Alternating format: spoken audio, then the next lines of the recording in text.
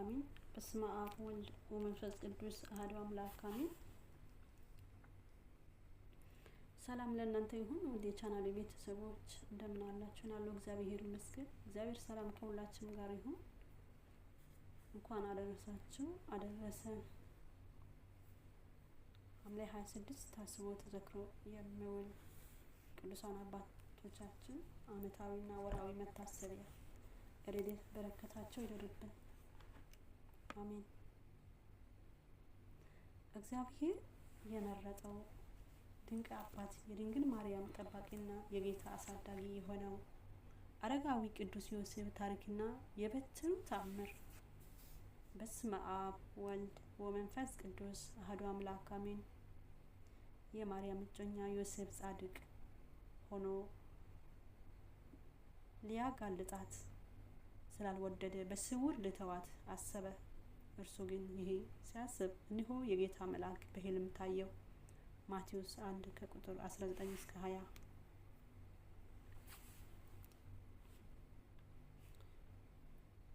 ውድ የኦርቶዶክስ ተዋሕዶ ቤተሰቦች ዛሬ ሐምሌ 26 ቀን ቤተክርስቲያን እጅግ አስደናቂ ታሪክ ያለው ፈጣሪ ከብዙዎች ለይቶ የመረጠውና እመቤታችን በታማኝነት የጠበቀውን የታላቁ ጻድቅ የአረጋዊ ቅዱስ ዮሴፍ ዕረፍት በዓል በታላቅ ድምቀት ታስባለች። ይህ ታሪክ የትዕግስት፣ የታማኝነት፣ ፈጣሪን የማገልገል ጥልቅ ምስጢር የሚታይበት ነው።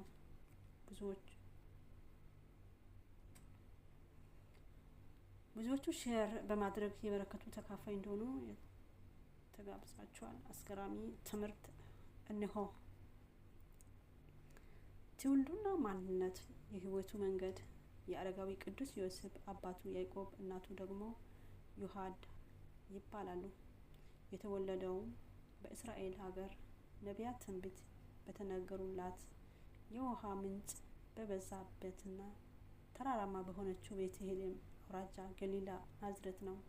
ህዝቦቹ በሕገ ኦሪት በሚገባ የታነጹ ነበሩ። ጻድቁ ዮሴፍ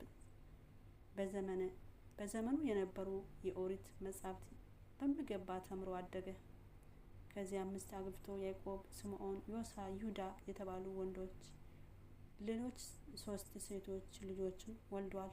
ልጆቹም በእግዚአብሔር መንገድ ያደጉ ሲሆኑ ከእነርሱም 3ቱ የጌታ ኢየሱስ ክርስቶስ ሐዋርያ ለመሆን በቅተዋል። ቅዱስ ዮሴፍ ድግር ጠራቢ ወይም አናጺ ነበር። ለእርሻም አገልግሎት የሚውል ሞፈርና ቀንበር እየሰራ ቤተሰቡን በሐላል ይረዳ ነበር። ነገር ግን በ52 ዓመቱ ሚስቱ ስላረፈችበት በአባቶቹ መቃብር ክብሮን በተባለ ቦታ በክብር ቀበራት። መለኮታዊ ምርጫና የበትር ተአምር። አረጋዊ ቅዱስ ዮሴፍ 92 ዓመት ሲሆን ዘመድ የሆነችው በስዕለት ቤተ መቅደስ የገባችው ቅድስት ድንግል ማርያም 15 ዓመት ሞላት። መላእክት ሰማያዊ ህብስትና መጠጥ እየመገቧት ብታሳድግም አይሁድ በተንኮል ከቤተ መቅደስ ትውጣ ብለው ለካህኑ ዘካርያስ ነገሩት። ካህኑ ዘካርያስን በጭንቀት ሲጸልይ የጌታ መልአክ ተገልጦ ሚስቶቻቸውን የሞቱባቸው አረጋውያን ሰብስብ፣ በትራቸውን አምጡ በላቸው። ጸሎት ካደረገበት በኋላ በበትሩ ላይ መለኮታዊ ምልክት የታየበት አረጋዊ ድንግል ማርያም ጠባቂ ሆኖ ይውሰዳት አለው። በእስራኤል አውራጃ ላይ ላሉ ሽማግሌዎች ሁሉ ጥሪ ተደረገ። ጠራቢው ቅዱስ ዮሴፍ ይህን ሲሰማ ስሙን በበትር ላይ ጽፎ ከናዝሬት ወደ ኢየሩሳሌም በማቅናት ለካህኑ ዘካርያስ ሰጠ። የተሰበሰበው በትሮች ቁጥር 1985 ነበሩ። ካህኑ ዘካርያስ በትሮቹ ቤተ መቅደስ አስገብቶ ከጸለየ በኋላ ወደ ውጪ አውጥቶ ማደል ሲጀምር እጅጉ አስገራሚ ተአምር ተፈጸመ። መለኮታዊ ምልክት የታየበት የቅዱስ ዮሴፍ በትር ብቻ ነበረች። 3 አስገራሚ ምልክቶች። የቅዱስ ዮሴፍ በትር በአንድ ቀን አብባ የበለስን ፍሬ አፍርታ ተገኘች። በበትሯ ላይ ኦ ዮሴፍ ይቅባ ለማርያም፣ ዮሴፍ ሆይ ማርያም ጠብቅ የሚል ጽሑፍ በተአምር ተጽፎ ነበር። በ3 በትሩ ከካህን እጅ ሲቀበል ነጭ እርግብ ከሰማይ ወርዳ በራሱ ላይ አረፈች። ዕጣም ለእርሱ ወጣለት። ካህኑ ዘካርያስና ሕዝብ ሁሉ እጅግ አደነቁ። ዘካርያስም እግዚአብሔር አንተ መርጦ የቅድስት ድንግል ማርያም ጠባቂ አድርጎሃል፣ ውሰድህ ጠብቃት ብሎ አደራ ሰጣ። ቀድሞ ካህን አሮን በትር አብባ ቤተ መቅደስ ለማገልገል እንደተመረጠ ቅዱስ ዮሴፍ ድንግል ደግሞ በትሩ አብባ እመቤታችንን ለመጠበቅ ተመረጠ። ስደት፣ እንክብካቤና የእረፍት ክብር።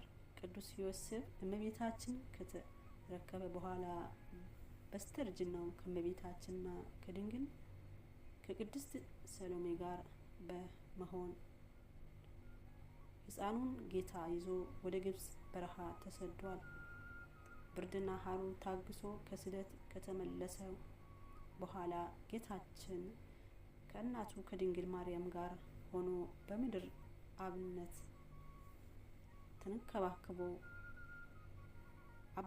ተንከባክቦ አሳድጓል። ጌታችን በዚህ ምድር 33 ዓመት ሲቆይ አረጋዊ ቅዱስ ዮሴፍ ደግሞ 114 ዓመት ሲሆነው ከዚህ ዓለም ድካም አረፈ። እጅግ የሚያስደንቅ ክብር ደግሞ የዓለም ፈጣሪ ጌታችን ኢየሱስ ክርስቶስ በአካለ ሥጋ የገነዘው ብቸኛው ጻድቅ ቅዱስ ዮሴፍ ነው። የቅዱስ ዮሴፍ በዓላት 2 ሲሆን ግንቦት 24 ወደ ግብጽ የተሰደደበት፣ ሐምሌ 26 ደግሞ ያረፈበት ዕለት ነው። ታማኙ ጠባቂ በክብር ከናዝሬት ተነስቶ ሞፈር ቀንበር ሰሪ ድርም እየጠረበ በሐላል ኗሪ 92 ዓመት በዕድሜው ሲቆጠር ተጠራ ከቤቱ ለታላቅ ምስጢር 1985 በትሮች ቢሰበሰቡ ቆሞ በመቅደስ አንዷ ግን ለየችው አበበችው በዕለቱ የበለስ ፍሬ አፍርታ በእውነቱ ማርያም ጠብቃት ተብሎ ተጽፎባት ነጭ እርግብ ወረደ ራሱ ላይ ስታርፍበት ዘካርያስ አደነቀ። ሕዝቡ ሁሉ ቆሞ ዕጣም ወጣለት ጠባቂ ሊሆን ደግሞ በስተርጅና ዕድሜው አሸዋ እየረገጠ ጌታን አዝሎ ሮጠ በግብጽ ተሰደደ። 114 ዓመት በምድር ላይ ኖሮ አረፈ። ዮሴፍ ስራው አጠናቅቆ የፈጠረውን ጌታ አክብሮ ገነዘው። ከጻድቃን ሁሉ ልዩ ነው ክብር ያው አረጋዊ ዮሴፍ ታማኝ አገልጋይ ምልጃው አይለየን ከኛ ከምድራውያን ላይ። አቤቱ ጌታችን መድኃኒታችን ኢየሱስ ክርስቶስ ሆይ እናትን ቅድስት ድንግል ማርያም አንተ በታማኝ ያገለገለው በስደት በመከራ ሁሉ ያልተለየ እንዳከበርከው እኛንም በታማኝነት እንድናገለግል አቅሙን ስጠን። የዚህ ታላቅ ጻድቅ ትዕግስት፣ ቅናት፣ ታዛዥነት በሕይወታችን አሳድርብን። በጸሎቱና በምልጃው አገራችን ሰላምን አድርግን። ሕዝባችን በምህረት አስብ። አሜን።